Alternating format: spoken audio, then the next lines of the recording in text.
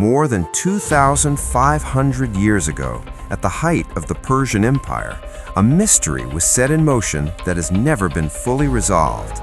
It is the story of an army said to number 50,000 men, dispatched into one of the harshest landscapes on Earth and never seen again.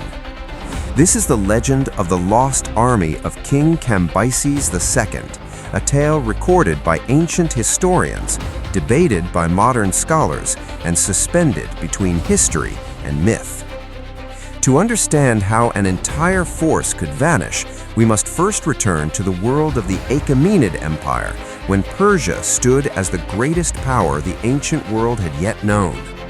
Under Cyrus the Great, the empire expanded with remarkable speed, conquering Media, Lydia, and Babylon. After Cyrus's death, the throne passed to his son Cambyses II, a ruler remembered as ambitious, ruthless, and determined to push Persia's borders even further. One of Cambyses' greatest objectives was Egypt, a wealthy and ancient civilization that had long resisted foreign domination. In 525 BCE, Cambyses led a massive Persian invasion across the Sinai Peninsula and defeated the Egyptian pharaoh Psamtik III at the Battle of Pelusium. Egypt fell, and Cambyses crowned himself pharaoh, ruling as a foreign king over a deeply traditional land. Yet conquest did not bring peace. Egypt was a land of powerful religious centers, and Persian authority was not universally accepted.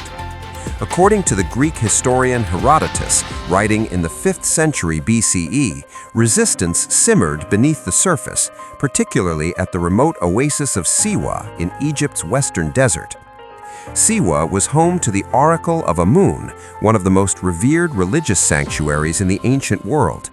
Greek and Egyptian rulers alike sought its prophecies, and its priests wielded immense spiritual influence. Herodotus tells us that the oracle refused to recognize Cambyses as the legitimate ruler of Egypt and spoke against him. Enraged by this defiance, Cambyses is said to have ordered a punitive expedition. He dispatched an army of 50,000 soldiers from Thebes, instructing them to march westward across the desert, destroy the oracle, and bring the priests in chains back to Egypt. The army set out confidently, following known routes between oases, supplied with food, water, and pack animals. For the first part of the journey, everything proceeded as expected. They reached the Karga oasis, the last major settlement before the vast emptiness of the Libyan desert. Beyond that point, the land turned into a seemingly endless expanse of sand dunes, gravel plains, and scorching wind. From Karga, the army marched on toward Siwa, guided by local knowledge and desert paths used by traders and travelers for centuries. Then, according to Herodotus, something extraordinary happened. After several days of travel, the army halted at midday to rest and eat. Without warning, a powerful wind rose from the south, bringing with it a massive sandstorm. The storm intensified rapidly, blotting out the sun and engulfing the soldiers where they stood. Sand poured down from the sky, burying men, animals, and equipment. When the storm finally passed, the army was gone. No survivors returned. No messengers carried word back to Cambyses. 50,000 men, Herodotus writes, simply vanished beneath the desert sands. This dramatic account has echoed through history, captivating imaginations for centuries, yet it also raises immediate questions. Herodotus wrote decades after the events he described, relying on second-hand reports and oral traditions. While he is often called the father of history, he is equally known for including stories that blend fact, rumor, and legend. Modern historians therefore approach the tale of the lost army with caution. The number 50,000 itself may be symbolic or exaggerated, representing a large force rather than an exact count. Even so, the core of the story, a Persian military expedition lost somewhere in the western desert, has been taken seriously enough to inspire generations of investigation. The geography of the region offers some clues. The Libyan desert is among the driest and most inhospitable places on Earth. Sandstorms, known today as khamsin, can arise suddenly and with devastating force, reducing visibility to zero and disorienting even experienced travelers. In such conditions, an army dependent on precise navigation between distant water sources would be extremely vulnerable.